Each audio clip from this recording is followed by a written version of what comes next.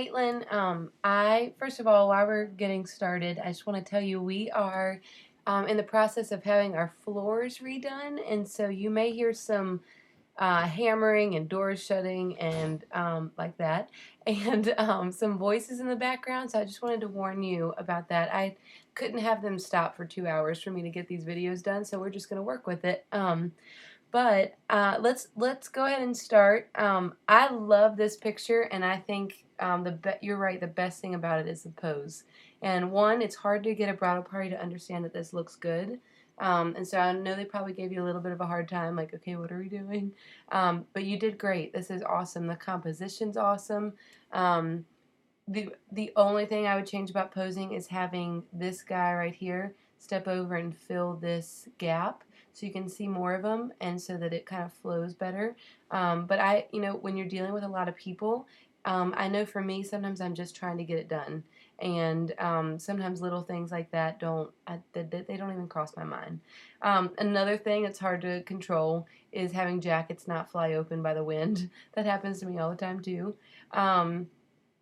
And I would maybe even suggest having her face forward and put the other hand on his shoulder, and so that her shoulders are facing towards you, and the flowers can be held right on her right hip. And she could either be looking off this way. It would just be better to see more of her. But those are just minor things. Another very minor thing that I've become increasingly picky about the more I shoot is not cutting off anything. So I just make sure you get her foot all in the next time, just because it kind of leads you off the page. And if you saw her whole foot, it would finish off the bottom of the picture a little bit better. So now that all that is out of the way, let's talk about the lighting. You did great. This is hard. It's the middle of the day, extremely bright. You did a great job protecting their faces, really protecting all their faces. If you wanted it to pop a little bit more, you could darken the shadows a little bit, and you still have tons of detail.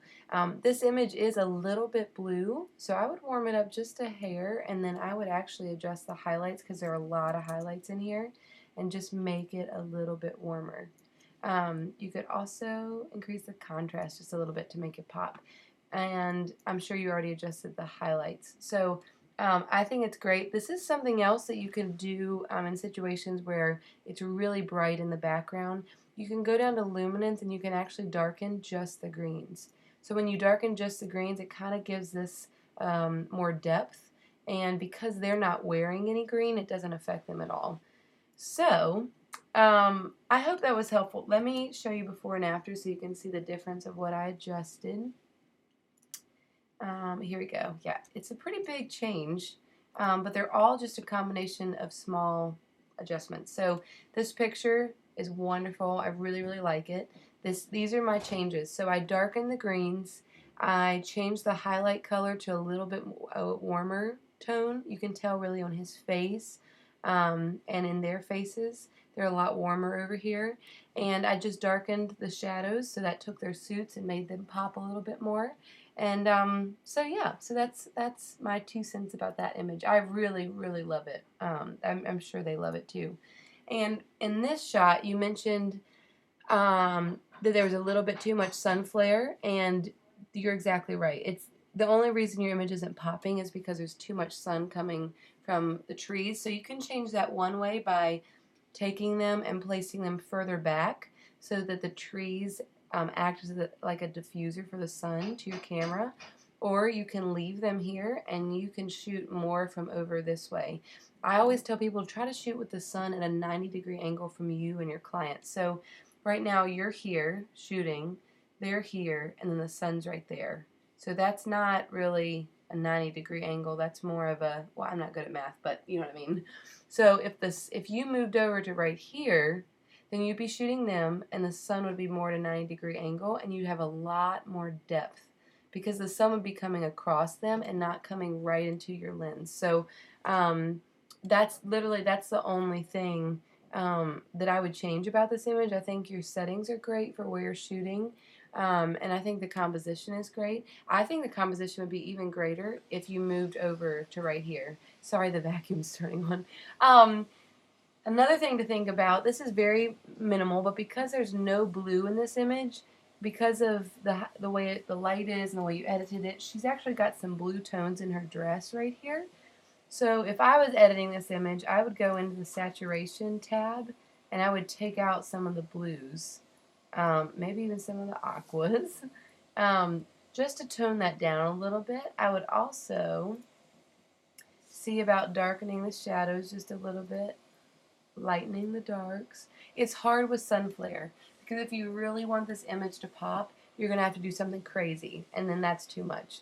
So, but something else that can tone this down a little bit, I would suggest going down here and going to the camera calibration, finding the green primary, and just notching that down a little bit. All that happened here was that you took out some of the yellowy tones in the grass. So let me show you exactly what happened here. Okay, so this is what I played with a little bit, and this is what you had. Hope you can tell a difference. You might not be able to. It pops a little bit more. There's less blue in the dress, just a little bit.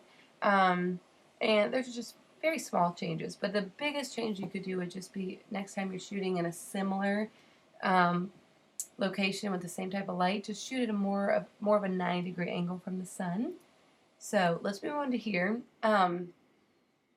To me, she doesn't look too orange at all because I can tell looking at the way she is built. She's got some ethnicity and she's just darker anyway. But if you ever were editing, you know, someone with a lot of color in their skin, they just look so orange compared to who they're with. I would actually go in, unless they're wearing orange, which hopefully if they're really tan, they're not, I would go in and just reduce some of the orange. Because what you're doing is taking the orange in the image, which is, I mean, if you do this, you can see it's really in her and a little bit of him. You're just reducing that color, and then you can up the vibrance to make it not look like it's muted. But yeah, so it's not bad, it's just that it's something you have to deal with when you have someone that's tan. So that's something I do. Another option would be, and you don't want to do it too much, because if you take it down like that, oh gosh, it's bad. But if you take it down just a little bit, that'll take the really orange tones out. You can also brighten just the oranges and make it a little bit brighter instead of her being darker. So, something to think. Let's see if that made a big difference. I'm going to reset. Okay, so this is the one that I adjusted, and you can tell just right here and in this part of her arm, her skin's a little bit lighter, but yet she doesn't look washed out, and you can't even tell a difference with him, really. So that's how I would handle that. I would just play around with all the hues and the saturation bars over here, and just make sure you don't do too much. So I love this image. Everything about it's perfect. I mean, I'm just being picky. I may off-center them just a little bit more, just to put them really in this quadrant right here.